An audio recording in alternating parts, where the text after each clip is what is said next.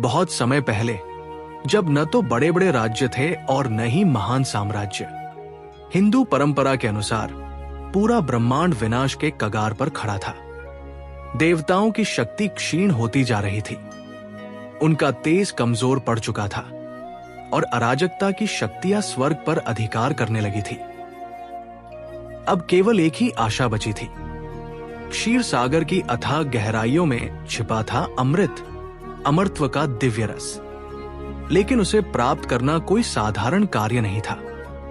देवताओं ने अपने सबसे बड़े शत्रुओं असुरों के साथ एक अस्थायी संधि की। सभी ने मिलकर विशाल मंदराचल पर्वत को मथनी बनाया और महान नाग वासुकी को उसकी रस्सी। फिर शुरू हुआ समुद्र मंथन। स्वर्ग कांप उठा, समुद्र गरजने लगा, पर्वत हिलने लगे।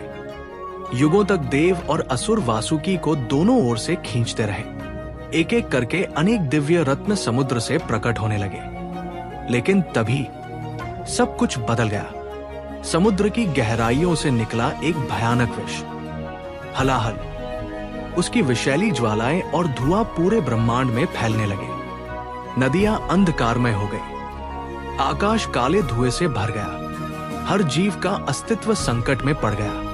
देवता भयभीत होकर पीछे हट गए। असुर भी असहाय थे। उस विष को रोकने की शक्ति किसी के पास नहीं थी। तब सभी को केवल एक ही आशा दिखाई दी, भगवान शिव।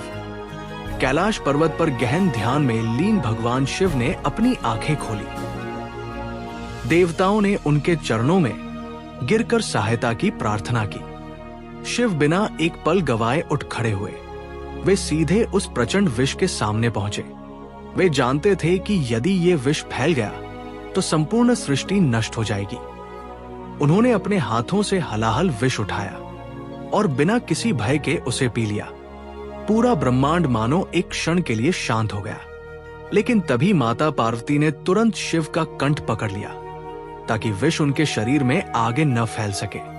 विष उनके कंठ में ही रुक गया। धीरे धीरे उनका कंठ गहरे नीले रंग का हो गया। उसी क्षण से भगवान शिव नीलकंठ के नाम से प्रसिद्ध हुए। ब्रह्मांड बच गया, आकाश फिर से निर्मल हो गया, जीवन एक बार फिर आगे बढ़ने लगा। इसके बाद समुद्र मंथन दोबारा आरंभ हुआ और अंततः दिव्य अमृत प्रकट हुआ। करोड़ों हिंदुओं के लिए ये केवल एक कथा नहीं है, ये त्याग, करुणा और दूसरों की रक्षा के लिए स्वयं कष्ट सहने की सर्वोच्च भावना का प्रतीक है। इसीलिए हिंदू परंपरा के अनुसार भगवान शिव को केवल संहार के देवता ही नहीं, बल्कि वो महान रक्षक भी माना जाता है, जिन्होंने संपूर्ण सृष्टि को बचाने के लिए स्वयं विष पी लिया।